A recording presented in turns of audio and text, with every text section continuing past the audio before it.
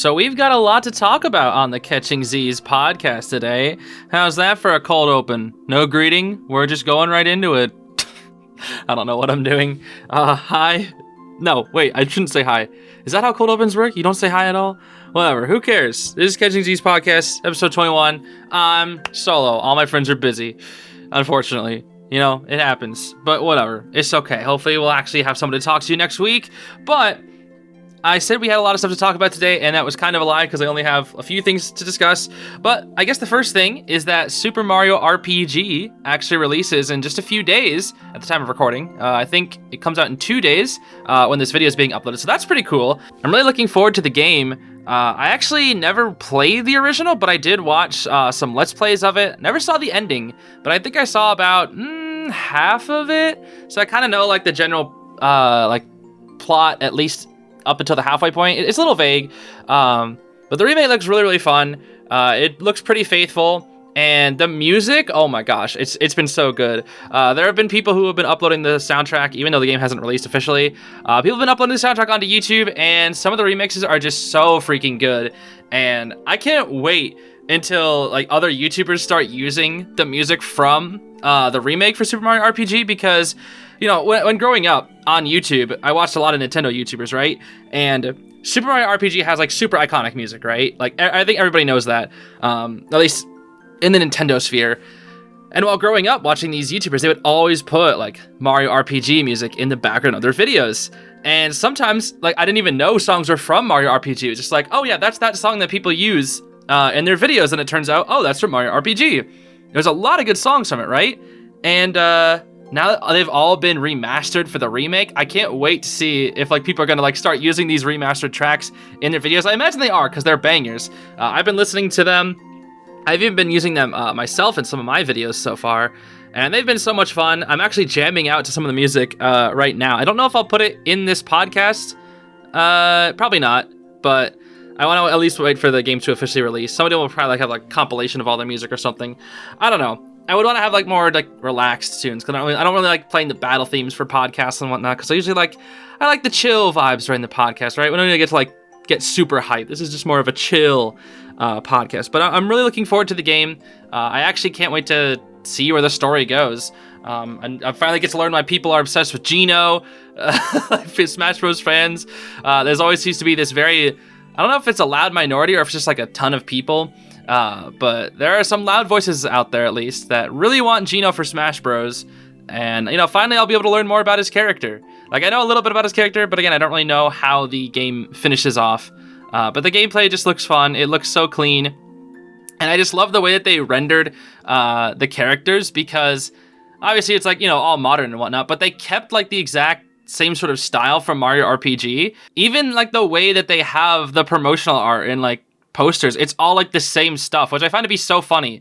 Like just the 5 main characters, like Mario, Peach, Bowser, Mallow, and Geno standing next to each other, for some reason it's just so iconic, right? Like it's so basic, yet for some reason it's so iconic. And it's just because it's probably existed for so long. But for some reason, the energy, like seeing those 5 standing next to each other, the energy that gives off is just absolutely insane. And I don't know why. It's just such an icon, I guess. And it's coming out very, very soon. I'm definitely going to be playing it. I still haven't beat Mario Wonder, though. That's the issue. I don't know if I should start Mario RPG without having beat Wonder. I don't really know. I'm probably going to stream through Mario RPG. I don't really know how long it is. But there's just a lot of Mario content coming on the Switch recently, with not only Super Mario RPG, but like with Mario Wonder, like I said. And there's also the 1,000 Year Door remake that's coming, I think, March of next year as well. So I'll definitely be streaming that as well. That's going to be really, really fun.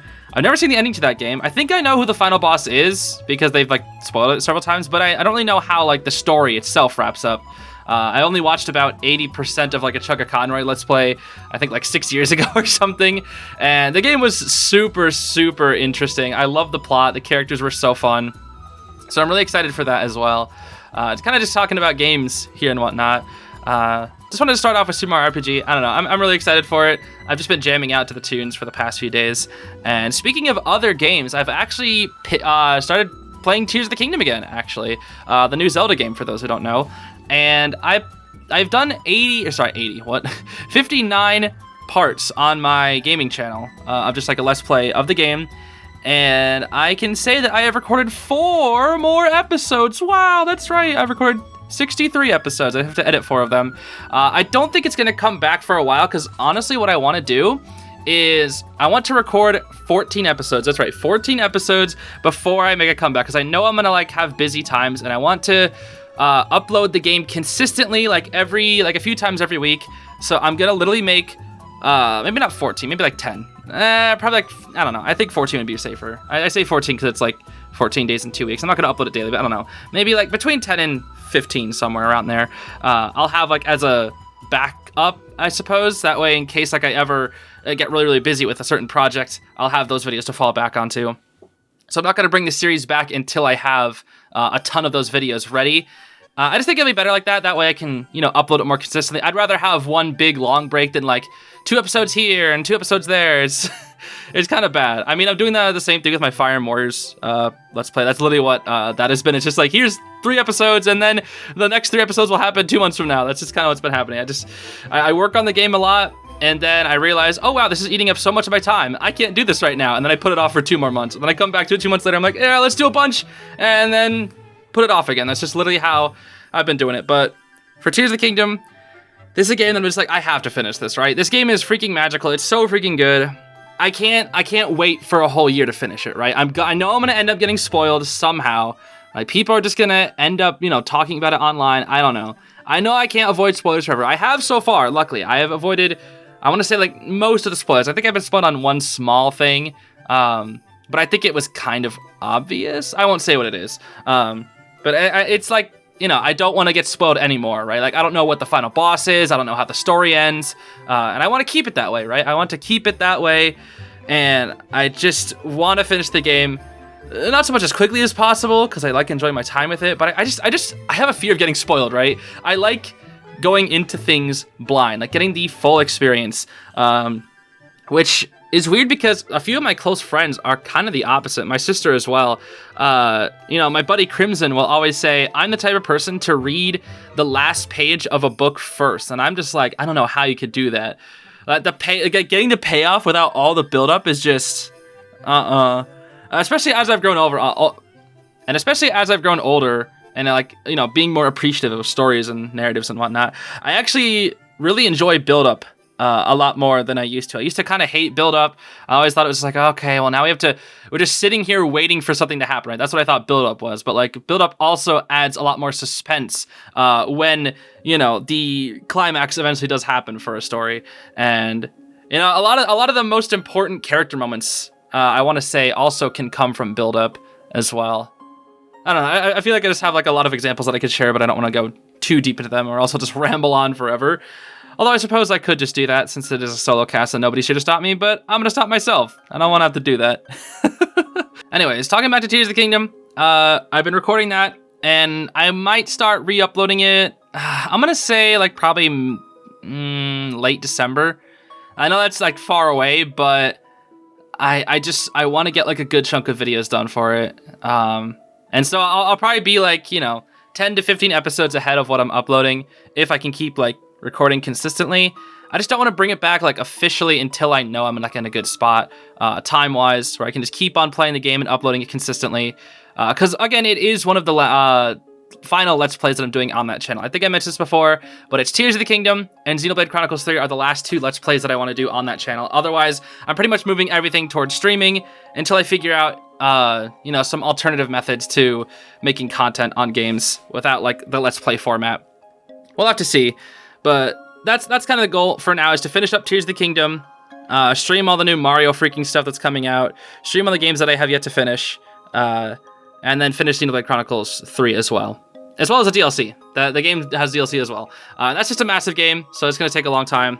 And then I guess I'll also focus on Fire Emblem channel, but Fire Emblem channel has Let's Plays that are like kind of completely separate. So yeah, I'll still do Let's Plays on that channel. But when it comes to like the gaming channel, it's Tears of the Kingdom and Xenoblade Chronicles 3 are like the last Let's Plays that I'm gonna do, because those 2 games deserve it for sure. They deserve like maximum quality Let's Plays more than anything else, because they're just so freaking big and so very story important whatever, you know what I'm trying to say. So I'm just kind of happy that I've been getting back into it. It was literally like, I swear it's like 2 months that I just didn't play Tears of the Kingdom. And I still had my muscle memory from playing the game. Like I still know all the little commands and whatnot, all the shortcuts that I need to do. And that was cool. But just getting back into the game was also just fun, right? I feel like a part of me was maybe experiencing a little bit of burnout from the game because it's just so big, right? And I mentioned it before, but there's just so much stuff to do in the game, right? And I want 100% it as well. So having to do all that stuff, it can get pretty exhausting, but, you know, taking a nice long break from the game and then jumping back into it. Some of the things are kind of like, I should say fresh again. I don't know if fresh is the right word, but it feels almost fresh again, right? Like there's like some boss rematches that you can do in the game, and I got to refight one of them, and I was like, yo, this is hype. This is awesome. And it's like, what would me like 2-3 months ago have been like, okay, it's this guy again. Let's just fight him again. But you know, when I'm doing it after a break, it kind of feels nice to come back to. I don't know. I guess maybe it's just like an oversaturation of like the same game, which I guess is like some people's problem with Tears of the Kingdom as well. I do think it's a really, really good game. Why the heck is my heater on? I need to turn that off. Hold on. Sorry about that. I'll get into the heater freaking later. I might talk about that because it's just a stupid little story. I also might forget. Who knows? But yeah, for Tears of the Kingdom, it's a sequel to The Legend of Zelda Breath of the Wild, and it kind of follows the same sort of gameplay, I guess, loop/format where you're just constantly grinding materials and getting new weapons and whatnot. Those weapons break, you have to get new ones. But Tears of the Kingdom adds a lot to that. But I think like a good chunk of people, I shouldn't say all of them, but I think a good chunk of people kind of got burned out from Tears of the Kingdom pretty fast because it is a lot of the same stuff, right? Like, even though there's a lot of different stuff in Tears of the Kingdom, there's also a lot of the same, right? Where it's just the same gameplay style, the same stuff, and Tears of the Kingdom definitely does a better job of honing in on certain aspects of the game, but at the end of the day, like, at least for the combat, the strongest thing that you can do is just like find your biggest weapon and then just wail on your enemies, right? Because what the Tears of the Kingdom wants you to do is it gives you lots of opportunities for strategy, right? For Breath of the Wild and both Tears of the Kingdom, they give you opportunities for strategy. For example, you could push down a boulder on a hill, and if the boulder hits the enemies, it'll do damage to them. And it's like, that's pretty cool early game, right? Because you have limited resources, but like, at some point, even just like in the early mid-game, you reach a stage in the game where you just have so many resources that you never have to like ever strategize again. All you have to do is just spam your best items and you shouldn't lose, right? As long as you have like decent timing, decent knowledge of like what the enemies are gonna do, you pretty much are invincible, right? Like obviously you can just make like some silly mistakes, and some of the enemies do hit really, really hard. So it is, you know, you can die in that way. And if you don't have a lot of hearts, you know, you are gonna die pretty early as well. But, you know, the more resources you have, again, the more trivial the fights become. And that's kind of like at the point of the game where I'm at, where every fight is pretty much trivial. Like, I can beat up any enemy. Like, if I look at any enemy, I'm like, I'm not going to struggle with this, right? Because I have dummy good weapons. It's insane amount of resources. Like, there's literally physically no way that I can lose this, right? Which is why I actually appreciated Breath of the Wild's Master Mode, which is a DLC difficulty where they added in a new tier of monsters that were faster, they hit harder. They were called like gold enemies. You know, they had like gold bokoblins and whatnot. And they had more HP, they were tankier, they were faster, and they hit harder. But they also, if you're playing on Master Mode, after a while, enemies would also regenerate their HP up to a certain threshold. I'm pretty sure it was like, let's say an enemy has 1,000 HP. If you get them down to 10, they could regenerate all the way back up to 1,000. But if you get them down to 10 again, that'll only go up to like 500 or something. I'm not sure. All I know is that like there's a limit to how much they can regenerate. But if you don't finish off like that enemy quickly, then it will regenerate health and it will become a nuisance if you try to focus on a different enemy. So you pretty much have to focus on one target, finish that target, while also avoiding your other targets if you're fighting like in a mob of enemies. And the combat just becomes a lot more like, I don't know if I should say strategic, because you kind of just, again, you just kind of plow through it with your broken resources at the same time. But it makes you have to use up more of your resources, so you have to like spend more time getting resources, which I guess you could just say is a grind fest, so I don't know.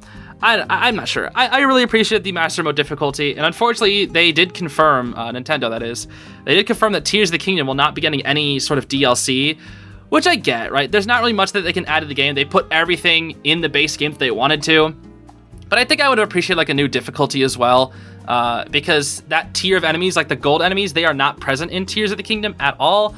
I would have loved to see those types of enemies just to like, you know, have them in the base game instead of like having to be purchased for DLC. But now knowing that they're not even gonna show up is, a little sad, you know, it's a little sad. But anyways, yeah, so Tears of the Kingdom, at least for me right now, it's such a big game, but like, there's not really any challenge or difficulty. The challenge is literally just the time investment, because there's so many small little things to do, like fetch quests, side adventures, what have you. There's so much stuff in the game, right? And a lot of it is so easy. It's just time commitment, right? And if something is hard, it's usually like, it's gimmicky hard, right? Where you have to like rely on a certain gimmick. For example, there's a freaking mini game in the game, which doesn't mean anything, right? It's just a random mini game, but you have to basically ring this bell as loud as possible, and you have to build a structure that can launch itself or shoot itself up to that bell and ring it as loud as possible. And it is one of the most inconsistent minigames I've ever played. It was not fun at all. All I did was just have a bunch of rockets attached to a boulder, and I just went crazy, and like that's how you cheese it. I had to just cheese it, right? And that was like the most difficult thing I had to do, but I didn't have a fun time doing it because I was just upset while doing it. I was like, come on, just work. I spent like a whole hour doing it, and it ended up giving me like maybe 2 minutes of content, which is the main problem with the game. For at least my style of content creation with the Let's Play, is that I record for like an hour and a half, and if I'm not doing like a main story, if I'm just doing side content, I get like 20 minutes of content, because I reduce all the wait times, I reduce all like the loading times, all the times of me running between locations, all the time it takes for me to destroy an entire mob of enemies that I've done 1,000 times before, because I only really want to showcase new stuff. So when I do a lot of the same old stuff, like I repeat the gameplay loop, that just means less and less content. So if I go on for like, you know, a 2-hour recording, it just gets shortened down to 30 minutes. But, you know, I've been dedicating my most recent episodes to, like, exploration, which also has been reduced, but the exploration is more, like, of a greater area, I guess, so there's, like, a lot of new stuff and whatnot. So it's been a little bit better. But, yeah, that's just kind of where I'm at with Tears of the Kingdom. And I could talk about the game for hours. I'm going to spare you the details in case you've never played it. It still is a magnificent game. I absolutely love it. It kind of, for me, it feels like Breath of the Wild, again, where I would just give it like an easy 10 out of 10, but flawed, which is weird because it's like, a 10 out of 10 shouldn't be flawed, right? Like it should be like, you know, as close to perfection as possible. I don't know. I think just Tears of the Kingdom is so much fun, but I also rated Breath of the Wild a 10 out of 10, but flawed, because there was just so many little things about Breath of the Wild that I just didn't really like. And there's kind of the same with Tears of the Kingdom. There's just so many little things that I just don't like, or I just feel like aren't needed. It just doesn't feel like it needs to be in the game, right? Like, you know, a good example is the 1,000 Koroks. You know, there's 1,000 Korok seeds. Like, it's like a little collectible, if you don't know what the game is. There's like 1,000 little collectibles all throughout the world, right? 1,000! That's a lot! And you don't even know where any of them are. They're all hidden, so you have to, like, try to find them. And users, like, have to do, like, a puzzle to get them. It takes a lot of work. And that's just one little tip of the iceberg of the game. It's so deep. And there's just so much stuff in the game, man. It's endlessly huge. So freaking huge. But I love it. I also love it. Like, I genuinely think, like, if I was developing Tears of the Kingdom, I'd just be like, all right, here's all the stuff that nobody cares about. Just get rid of it. Like, all these side quests, you know, reduce the number of side quests by half, right? And focus more on, like, more new enemies, more new locations, stuff like that.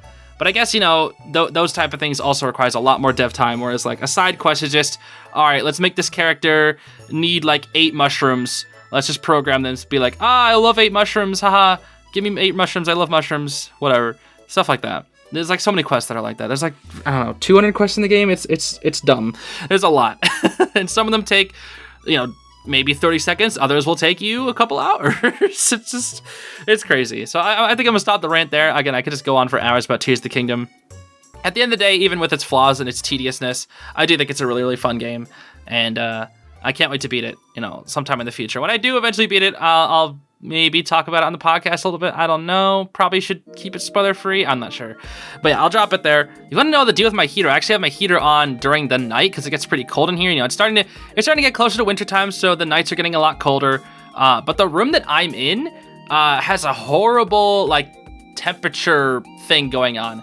Like whenever it's sunny, I keep my blinds closed, but whenever it's sunny, because the sun shines right into my room, whenever it's like midday, it heats up the room so much. It just gets so freaking hot in here. And, you know, I don't get AC in my room. The vent that's supposed to put AC into this room, it doesn't work. Same with heat, it just doesn't work. So I usually will just like leave my door open to the living room sometimes, but usually when I'm recording, which I do a lot, I have to keep my door closed. That way I have some privacy, have better sound quality. And also it's just kind of awkward for like my sister to hear me recording. I just like having my door shut because it just, it puts me in the zone, I guess. So knowing that I'm like all alone, I can just focus on what I'm trying to make content on. But the issue is when my door is closed, it heats up the room extremely fast. And that actually gets pretty annoying whenever I'm trying to like record a lot of videos back to back to back. And it's just like a sauna in my room. I kind of just have to power through it half the time, especially when I'm streaming. Like when I'm streaming during the day, oh my gosh, that's like, I have to constantly talk because I usually like, when I'm playing a game, when there's always like a downtime, like for example, in the Tears of the Kingdom, when I got to run somewhere, it's usually like a whole minute of me not talking, right? But during a stream, I have to constantly be talking, constantly be engaging. So it's like I can't take any breaks or rest or anything. Or I can't like go quickly grab some water unless I want to stop the stream, which I do sometimes, but I usually don't like stopping the momentum of the stream. I like keeping it engaging, I like keeping it going, stuff like that. However, there's also one more problem with the room, and that is my window leaks air pretty badly, especially in the winter. Whenever it's really, really cold outside, really, really snowy, especially if it's windy, that cold air will leak in here so badly. So since it's nighttime as I'm recording this right now, the cold air is leaking into my bedroom. And right now it's not too cold because I did have my heater on earlier, but in 30 minutes from now, I'm gonna start feeling like the chills because it just gets cold in here. So I have like a little space heater in my room to help me out here, which definitely does help, but I don't like keeping it on during recording because it increases my noise. The little noise you hear in the background or whatever, it's usually there. And I can usually get rid of it with a noise filter, but the higher you have a noise filter, the lower quality your audio is. So I usually just leave the heater off whenever I record, which makes recording in the winter really annoying because what I'll usually do is I'll record one video that usually takes, an average of like an hour to 2 hours. And then it starts getting really, really cold in my room. I turn on the heater in my room and I just can't record for like another 15 minutes because I have to wait for the room to heat up. And then I record again for 2 hours and then it gets cold. And so I just keep doing that over and over and over again. And it gets pretty annoying, right? You can imagine it gets pretty annoying. I just like, why does my freaking vent not work? I just don't know. There's a vent in my room and it has never blown in air here once. It's so bizarre. So that's basically the deal with the heater. Moving on to a different topic, though, I wanted to talk quickly about the announcement of the Garfield movie. I was looking at it. It looks pretty good. The animation looks fun. I don't know if I'm going to go see it or anything, but it looks like a good time. It kind of just feels like that sort of minimalist vibe. Looking at some of the promo art, it's just kind of like an orange background with Garfield just chilling there. It looks fine. It just kind of feels pretty generic. And then also Chris Pratt is the voice of Garfield, which is just like, why? Can we just get this guy out of here, please? I get he was like a meme for the Mario movie, right? And like he didn't do like the worst job of Mario of all time, right? He could have done a lot better.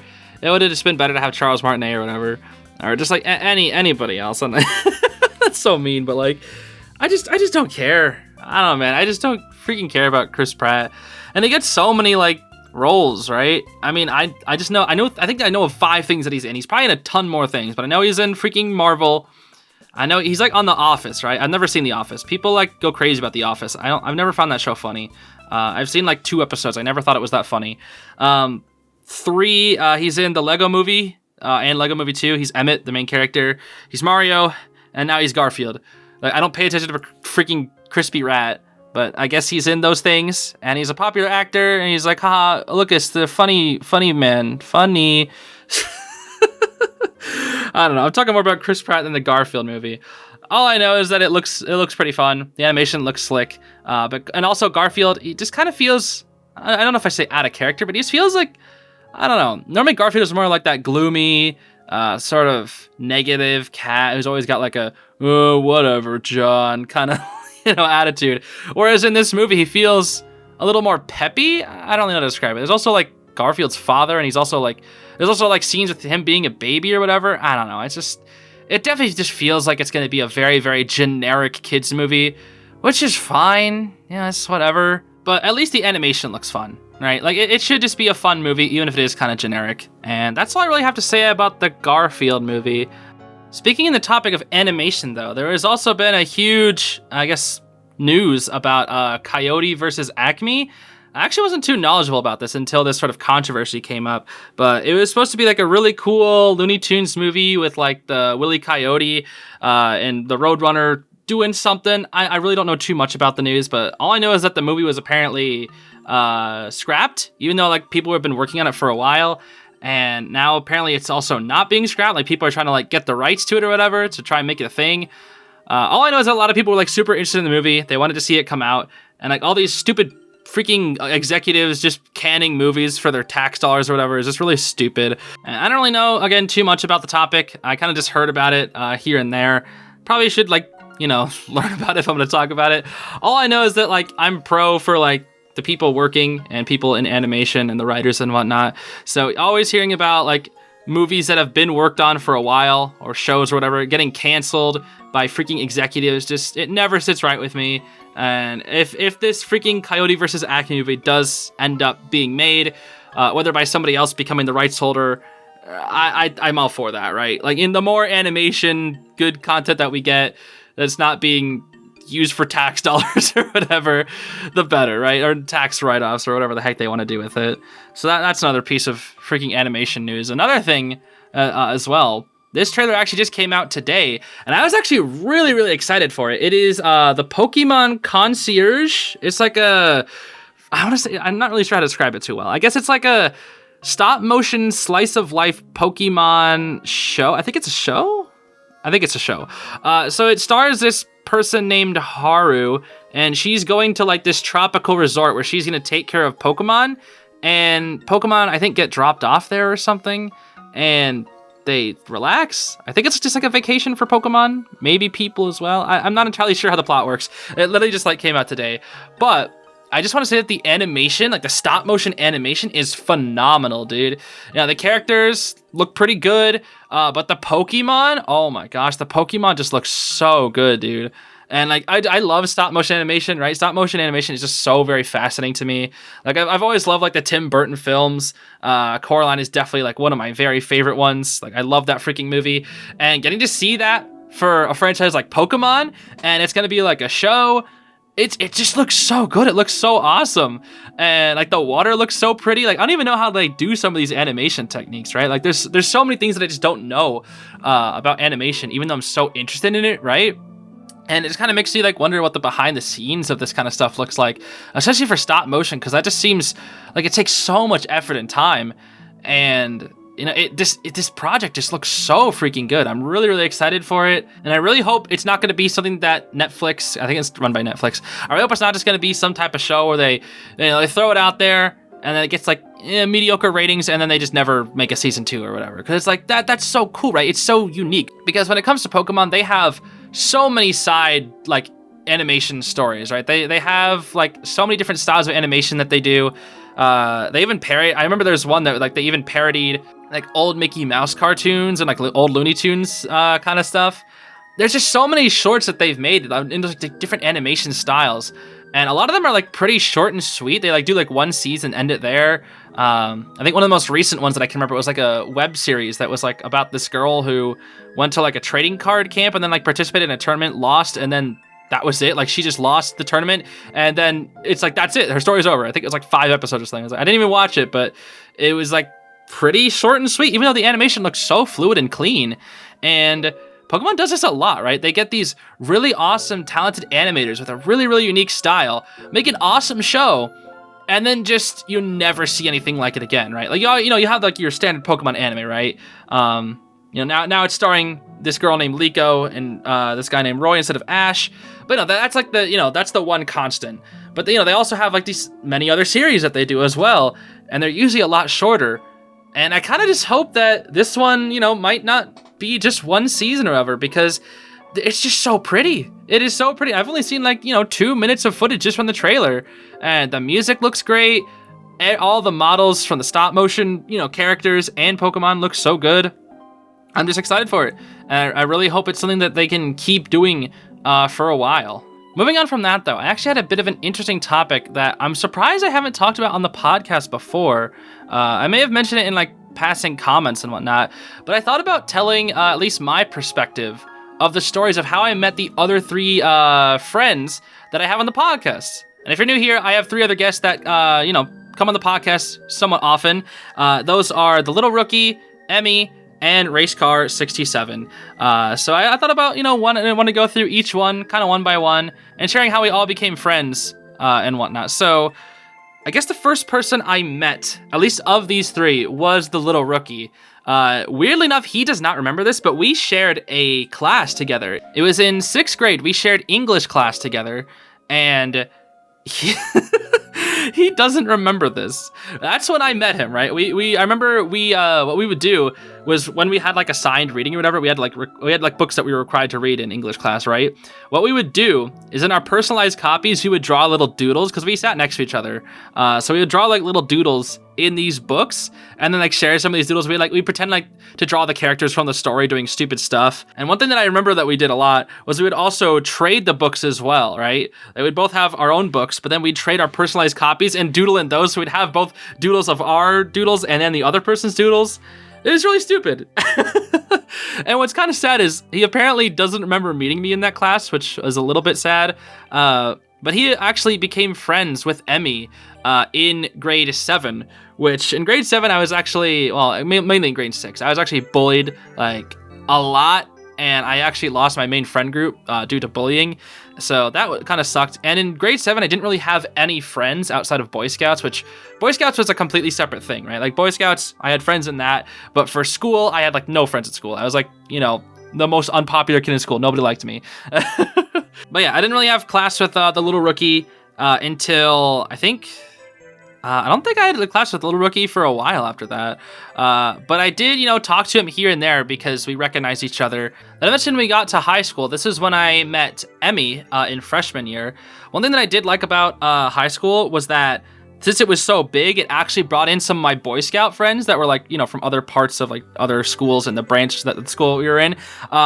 Some of my Boy Scouting friends came into this high school, so I think I had like maybe just a couple friends in 8th grade, but once high school started, I actually had more friends just because of Boy Scouts, right? I think I knew a ton of people in my troop, right? My troop had, 30 to 40 people that were like, I shouldn't say active, but were like, turned up here and there.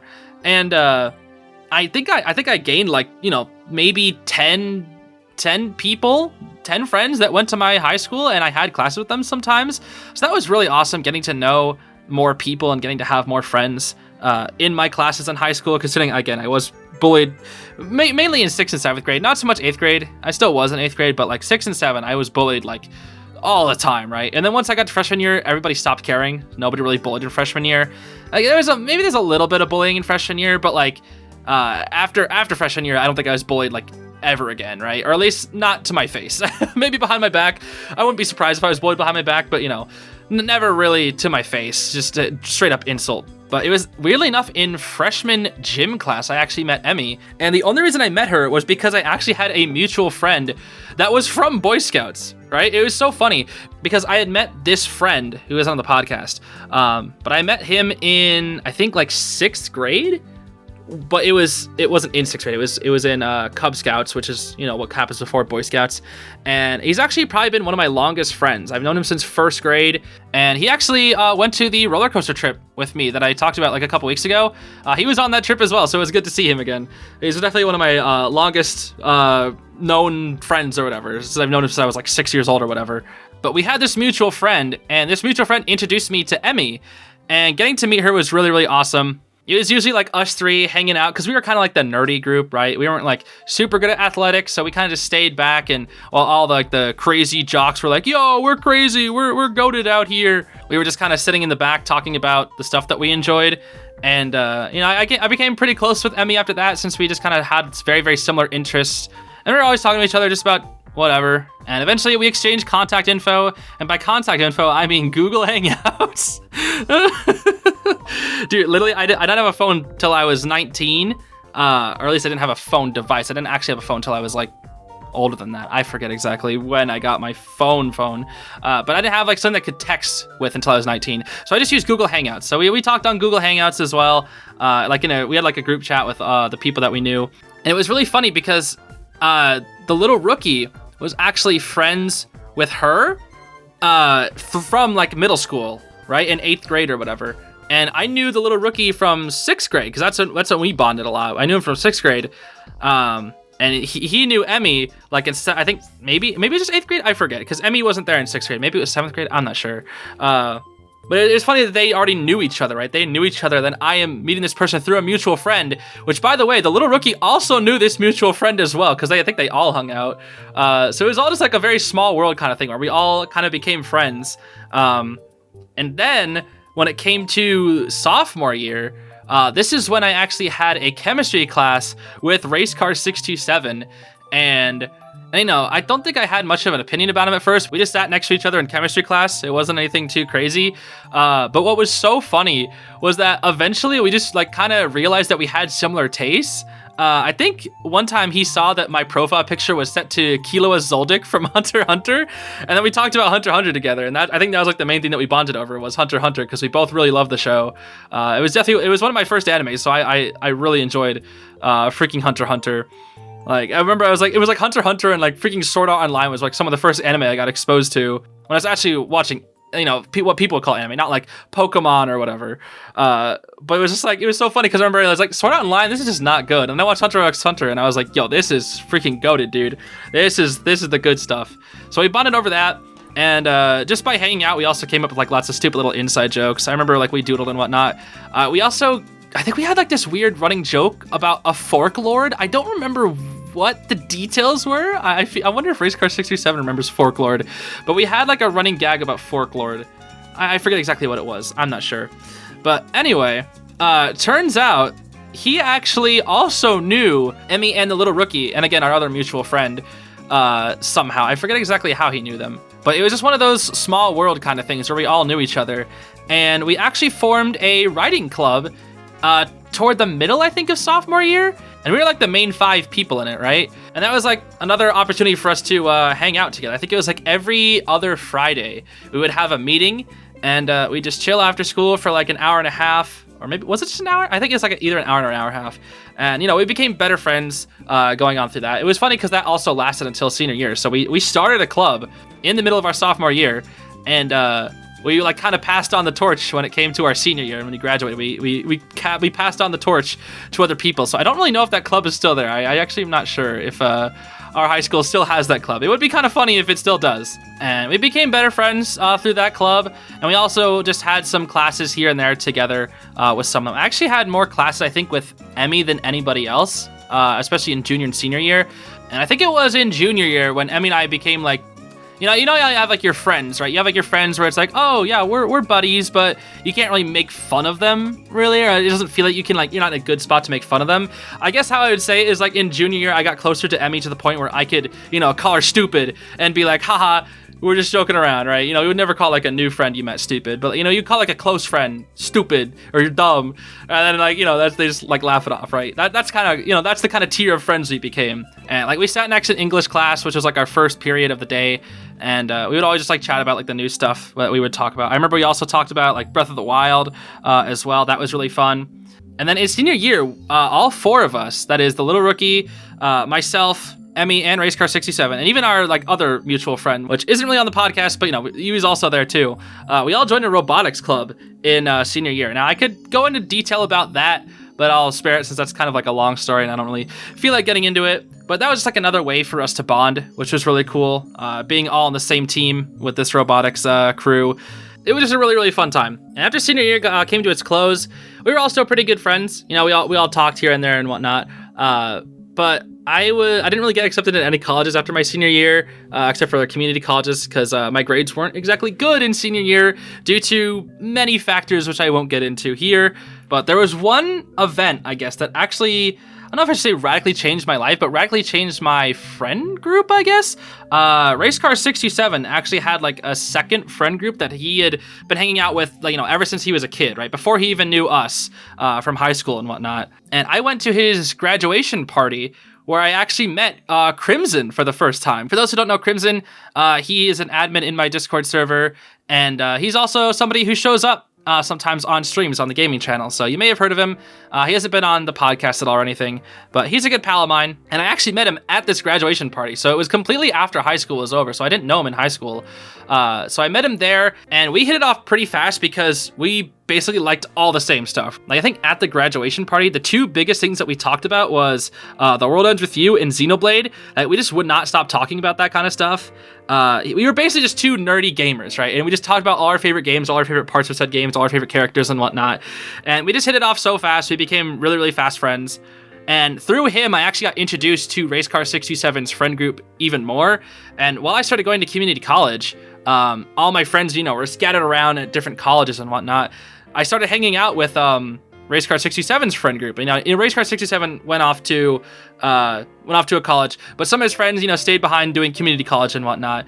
And what was funny enough is there were also some mutual friends that I knew in his friend group from other classes in high school and whatnot. Like, there was this friend named Jonathan, who I've talked about in the stream as well. He plays Luigi in Smash Bros. He's a pretty funny guy. But Emmy and I actually were friends with him, I think in senior year. Was it senior year or junior? I don't know. It was one of those two. We were friends with him in a computer programming class, and he was like our third teammate when we were like working on computer science stuff and our potential video game and whatnot. And it was really fun to like meet him there and then like also know him through the friend group. And I remember being like really, really scared because a lot of people I also just didn't know as well. So I was pretty nervous. I think like the first year I was hanging out with them. And then, I eventually got to know them and became pretty good friends with them as well. And it's so funny because I think if I never went to that graduation party, I never probably would have met Crimson, and I never would have got to be friends with these people. And I also just, in general, wouldn't have had anybody to hang out with while my friends were in college, right? Whenever they come back from college and visit, like, that was my time to see them, right? But if I didn't get involved with like the friend group that Racecar67 had, I would have had no friends in the area, right? Like, so I'm so glad I went to that graduation party because I would not have had a friend group. I would not have had anybody to hang out with, nobody to talk to, besides just online and whatnot. So I was really grateful that I went that day because I actually got invited to, I want to say like 10 to 15 graduation parties after, high school ended. And I only went to 2 of them because I was too embarrassed to go to them. Because again, I didn't get accepted to any prestigious colleges, while all my friends were like, "Hey, we're all going to college. Life's so great. Look at us. The future is looking up." And then I just have to be there sitting, being like, "Yeah, you go, guys. Yeah, you go. Oh, me? Oh, I failed. Sorry. Yeah, my future's looking kind of bleak right now." So I'd basically only be celebrating other people's success and having to like wear a fake smile at every single graduation party. And part of me regrets not going to them because I still wish I would have, supported them, been there for them, been happy for them.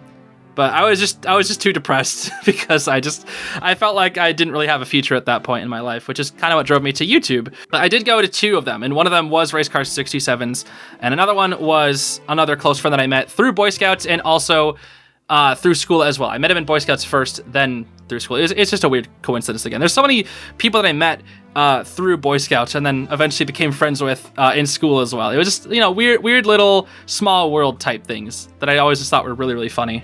And then during my time, like early in community college, I was really focused on like media and video editing and whatnot due to like certain clubs that I was involved in high school. And I had always wanted to be a YouTuber, right? Ever since I was like, 12 or 13, I always like wanted to be a YouTuber, but maybe do it as more of like a side job, right? And, it was actually the little rookie that made me do the first move, right? Because the little rookie, we had this joke, right? We had this joke called the Sunday Alliance that we formed in freshman year of college, all of us. We had a Sunday Alliance group where we would all upload on Sundays because the little rookie wanted to be a content creator as well, right? He was more vocal about it than anybody, saying that he wanted to be a content creator and produce content. And now he's focused on other things, but he might try content creation in the future. That's completely on him. But I remember it was like he was trying to upload specific like videos and whatnot, and he kept saying that, I have to try and make sure this is right. I have to make sure this is right. And I think it was mainly Racecar67 and I. Emmy also kind of jumped on the bandwagon too.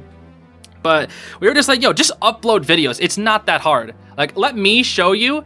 I can upload a video and I'll just do it. And it's not that hard, right? And so we actually formed a thing called the Sunday Alliance, where we would all upload on Sundays. That was like the whole gimmick. We would all upload on Sundays, and it was usually just myself and Racecar67.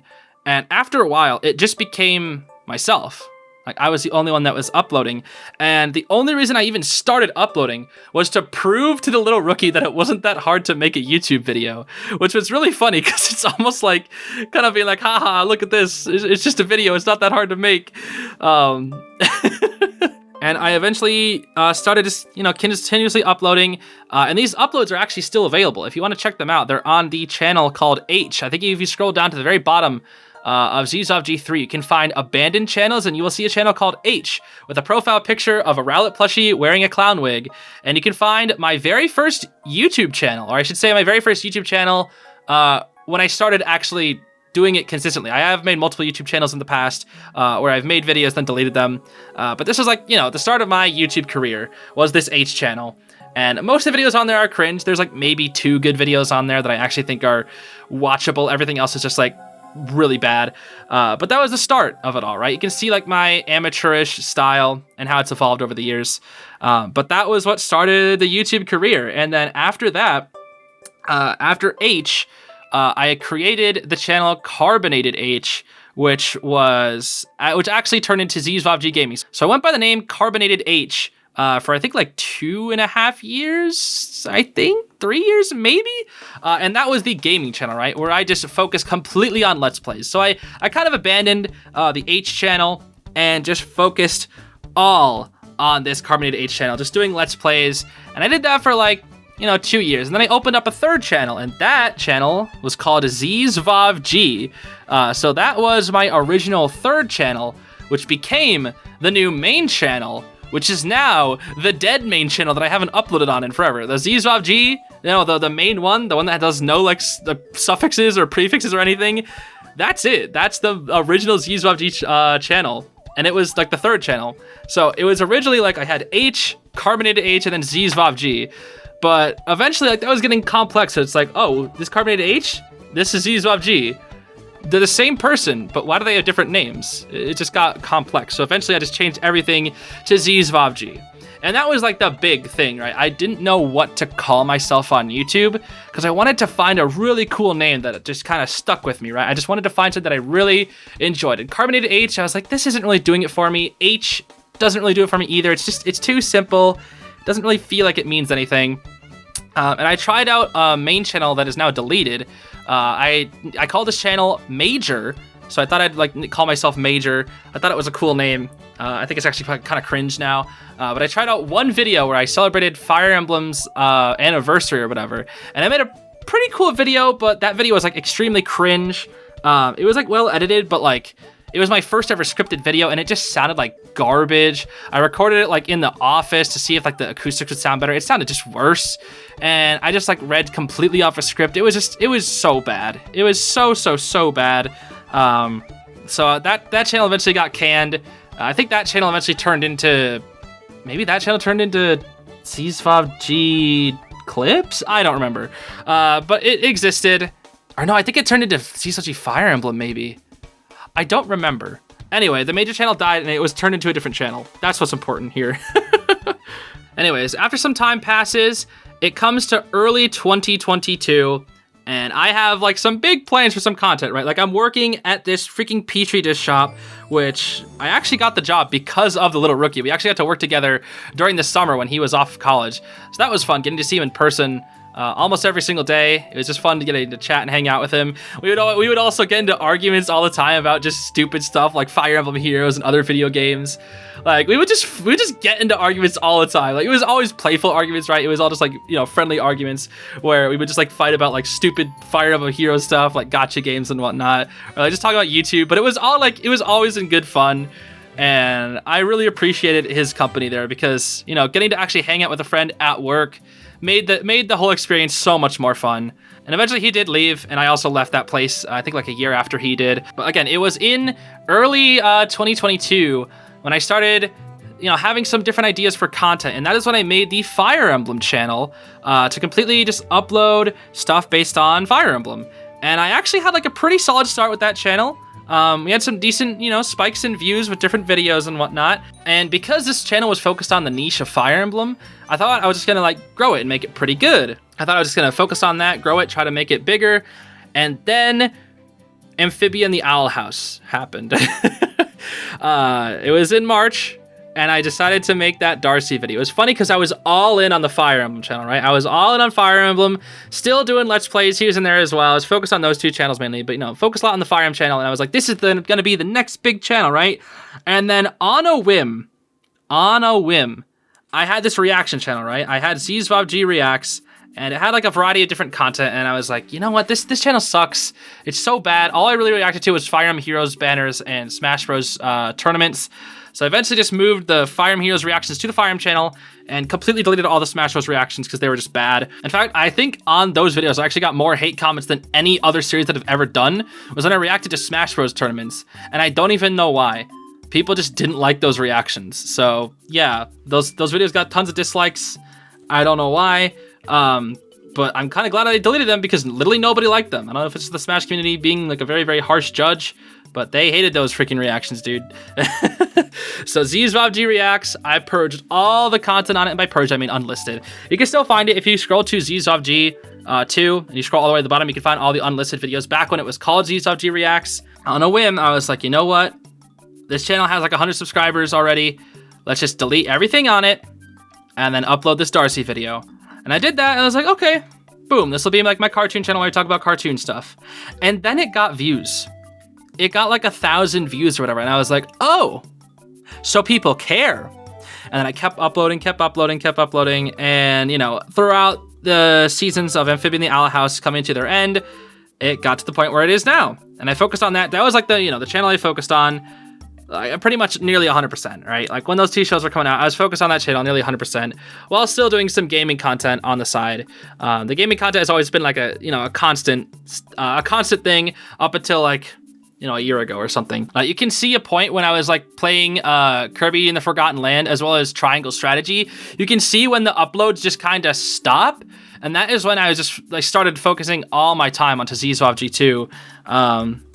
I should say like 80% of my time. 20% of the time was also just in the Fire Emblem channel that I was still trying to grow as well. But it was mainly in Zeez 2. I was just constantly working on videos for that channel, and it got to like a pretty successful point, which I was really happy about. And then, you know, not too long ago, I created Zeez 3, which was just for a channel that I didn't care about the algorithm with. It was just to upload the kind of content that I enjoyed, that was more personal and whatnot. And that was basically it. And then just a month ago, I made the Zeez Identity 5 channel. And that's been, you know, doing pretty well. We're sitting at, I think, 4,300 subscribers right now. So I'll probably reach 5,000 subscribers in 3 weeks? Probably 3 weeks. I'll say 3 weeks I'll reach 5,000 subscribers. A month at the latest. So that'll be pretty cool. I think before Christmas, we'll definitely reach 5,000 subscribers on that channel, which would be pretty cool. And now we're kind of caught up. I know this is kind of a story that started with the friend group, but they're also... that story is also somewhat integrated into like the YouTube stuff, because again, it was the little rookie that gave me like the first push, I guess you could say, even if it wasn't intentional, right? It was more of me trying to push the little rookie, and then like there was a portal on the little rookie's back, and it accidentally pushed myself. It was weird, right? By trying to push him into making videos, I pushed myself into making videos, and now I'm here, right? And I do think that even if it wasn't for the little rookie, I feel like I still would have, you know, gone down the YouTube route. I just feel that you know, I started it earlier, right? Like, I feel like I probably would have waited a couple years if I didn't push the little rookie. But I feel like I always would have, like, you know, reached a point where I tried to do YouTube, but I don't even know, like, what that would look like, right? And there's a lot more to the story, again, that I probably just, like, left out. But that's just kind of the whole story of, like, how I met the people on this podcast, and kind of to the point of, like, how I started my YouTube career versus where I am now.